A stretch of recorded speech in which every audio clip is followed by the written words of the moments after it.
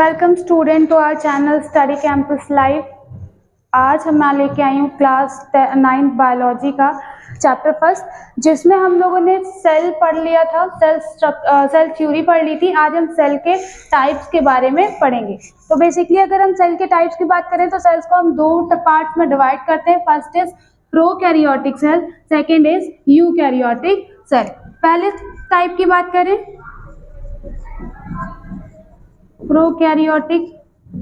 Pro means होता है primitive, primitive यानी पुराना। कैरियोटिक आपका सेल है, सेल स्ट्रक्चर। अब ऐसे हम यूकैरियोटिक की बात करें,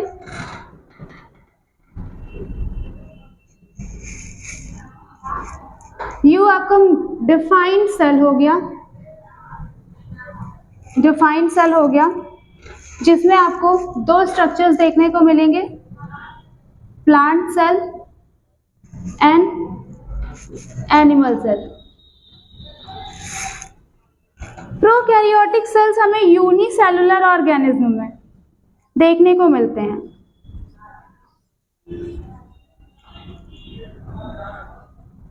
हमें पता है प्रो मीन्स पुराना होता है, यानी प्रिमिटिव टाइप के सेल्स, ऐसे सेल्स जो कि हमें ज्यादातर बैक्टीरिया, वायरसेस ऐसे ऑर्गेनिज्म में देखने को मिलते हैं जो कि यूनिसेलुलर होते हैं, जिनका लाइफ स्पैन बहुत कम होता है और ओवरऑल सारे फंक्शंस जो होते हैं वो एक ही सेल द्वारा परफॉर्म किए जाते हैं या एक ही सेल से परफॉर्म किए जाते हैं। लेकिन हम यूकैरियोटिक की बात करें तो बिल्कुल इसके अपोजिट है, जिसमें आपको वेल डिफाइंड न्यूक्लियस के साथ साथ proper multi cellular organism structure मिलेगा। मल्टी सेलुलर ऑर्गेनिज्म में पाए जा रहे हैं, यानी यही फॉर्मेशन करेंगे, टिश्यूज का डिवीजन होता है, इनमें टिश्यू का फॉर्मेशन करेंगे, टिश्यूज डिवाइड करके ऑर्गन और ऑर्गन सिस्टम का फॉर्मेशन करते हैं। तो इसको हम दो यूकैरियोटिक सेल्स को हम टू टाइप्स में पढ़ेंगे। First is plant cell, second is animal cells. और ये हम जो प्रोकैरियोटिक सेल्स है इन्हें केवल प्रोकैरियोटिक के स्ट्रक्चर के साथ पढ़ेंगे। जब हम इसका स्ट्रक्चर बनाएंगे तो उसके साथ इनके डिफरेंस और डिफरेंशिएशन के बारे में भी पढ़ेंगे, दोनों में क्या डिफरेंशिएशन है और क्या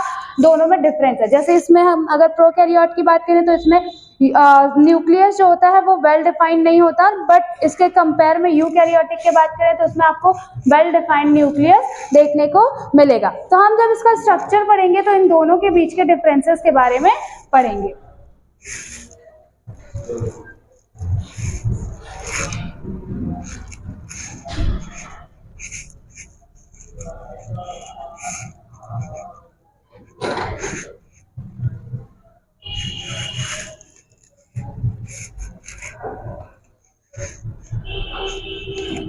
हम पढ़ते हैं प्रोकैरियोटिक सेल।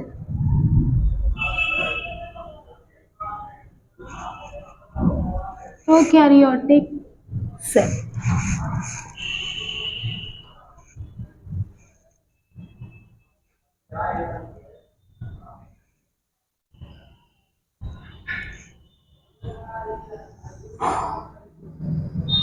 अगर हम प्रोकैरियोटिक सेल की बात करें तो सबसे पहले आउटर कवरिंग यानी बाहरी सतह जो होती है उसको हम कहते हैं सेल वॉल।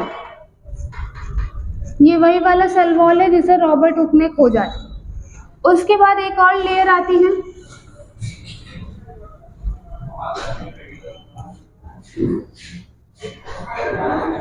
जिसे हम कहेंगे cell membrane.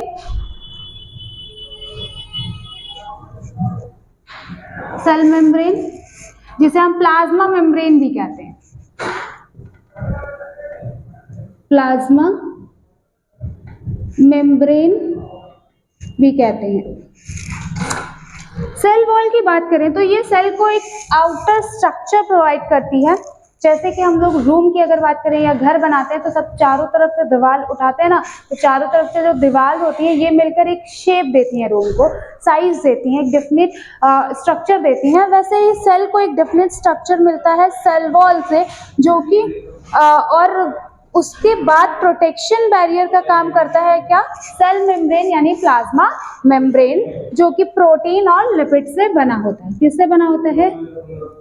Proteins and lipids, lipids.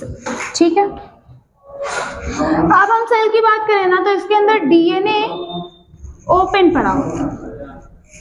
DNA ऐसे ही ओपनली पड़ा होता है। इसमें बहुत सारे लिक्विड होते हैं, बहुत सारा लिक्विड भरा होता है, जिसे हम कहते हैं साइटोप्लाज्म। साइटोप्लाज्म, ठीक है। हिंदी वाले बच्चों के लिए इसको हम कहते हैं कोशिका, कोशिका झिल्ली,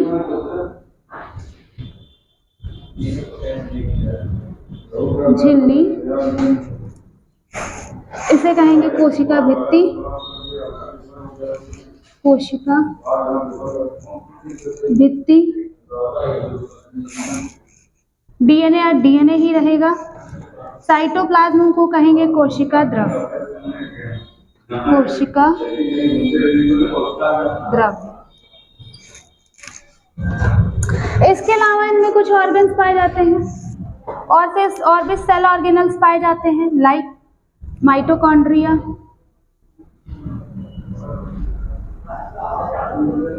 माइटोकॉन्ड्रिया,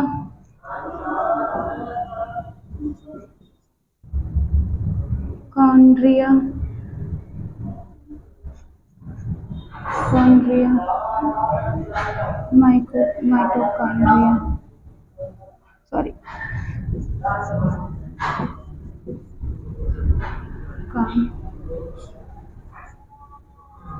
कॉन्ड्रिया।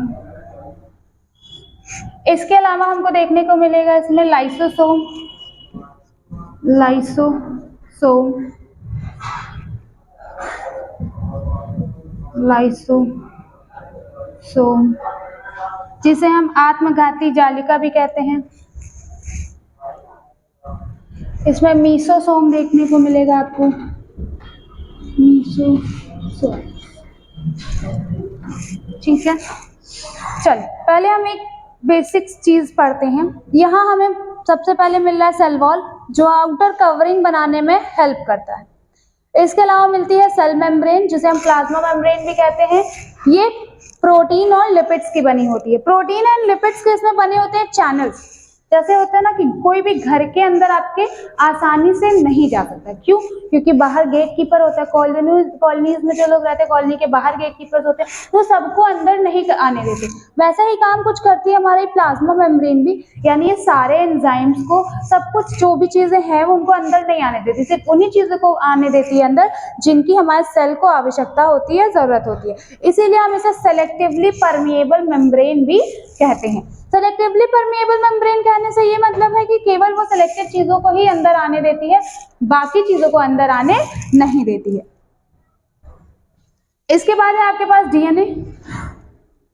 डीएनए जो कि ओपन पड़ा था। डीएनए का काम क्या होता है? डीएनए बेसिक इंफॉर्मेशन, यानी जो जेनेटिकल एंजाइम है, तो जेनेटिकल इंफॉर्मेशन को एक जनरेशन से दूसरे जनरेशन तक पास ऑन होने में हेल्प करती है। यानी इस बैक्टीरियल सेल का, ये जिस भी बैक्टीरिया का सेल होगा, उसके आगे वाले बैक्टीरियल को ट्रांसफॉर्म करने के लिए डीएनए एंजाइम की हेल्प से होता है, ठीक है। इसके अलावा माइटोकॉन्ड्रिया है, जिसे हम power house of the cell भी कहते हैं। Power house of the cell, जिसे हम कोशिका का ऊर्जा घर कहते हैं। यानी पूरे सेल का जो फंक्शन परफॉर्म होता है, उसको जो एनर्जी मिलती है वो माइटोकॉन्ड्रिया के थ्रू मिलती है। इसके अलावा लाइसोसोम है। लाइसोसोम क्या करता है? इसे आत्मघाती जालिका भी कहते हैं। यानी अगर कोई भी इन्फेक्शन, मान लो सेल वॉल को पार करके, सेल मेम्ब्रेन को पार करके कोई भी बैक्टीरिया अंदर एंटर हो जाता है, तो उसको क्या करेंगे? या जो भी फूड मटेरियल इन्हें खाया और उसकी कोई आवश्यकता नहीं, तो वो सारी चीजें ले जाकर लाइसोसोम में छोड़ देता है और लाइसोसोम उसे क्या करते हैं? डिस्ट्रॉय कर देते हैं, ठीक है। इसके अलावा हमने नहीं पढ़ा, इसमें एक और ऑर्गेनल होगा, वैक्यूल, वैक्यूल्स, जिसे हम पुटिका भी कहेंगे। खाली पाउच लाइक स्ट्रक्चर होता है। ये कोई भी चीज को एक जगह से दूसरी जगह सेल ऑर्गेनल तक पहुंचाने में हेल्प करती है, ठीक है। इसके अलावा मीसोसोम होता है। मीसोसोम क्या करता है? ये हेल्प करता है फूड स्टोरेज में, डिवीजन में भी हेल्प करता है, हेल्पफुल होता है। फूड स्टोरेज में बेसिकली काफी हेल्प करता है, ठीक है। तो ये बेसिक चीजें हो गई जो कि हमारे बैक्टीरियल सेल में पाई जाती थी। इसमें एक फ्लोटिंग के लिए निकला होता है फ्लैजिला, फ्लैजिला जो कि हेल्प करता है किसमें, गमन में यानी चलने में, ठीक है। फ्लैजिला क्या करता है, चलने के लिए हेल्प करता है, ठीक है, गमन में हेल्प करता है। तो अब एक कॉन्सेप्ट के साथ अगर समझे, सपोज दैट आपका घर है, तो घर के चारों तरफ दीवारें बनी होती हैं जो कि क्या करती है, उसको प्रोटेक्शन प्रोवाइड करती है लाइक अ सेल वॉल, ठीक है। उसके बाद आप क्या करते हो, डोर्स लगवाते हो, केवल उन लोगों को अंदर आने देते हो जो कि आपको जानते हैं। तो डोर का हेल्प, जो डोर का काम कौन करता है, प्रोटीन्स और लिपिड मिलकर चैनल्स बनाते हैं। अब प्रोटीन्स को क्या होता है ना, प्रोटीन सबको अंदर आने दे सकता है, लेकिन लिपिड को क्या है, वाटर से एकदम नफरत, तो वो सब चीजों को अंदर नहीं आने देगा। तो प्रोटीन्स क्या करेंगे, ये अपने चैनल्स को ब्रेक करेंगे और जो एंजाइम्स अंदर आना चाहते हैं, जिनको हमारे सेल को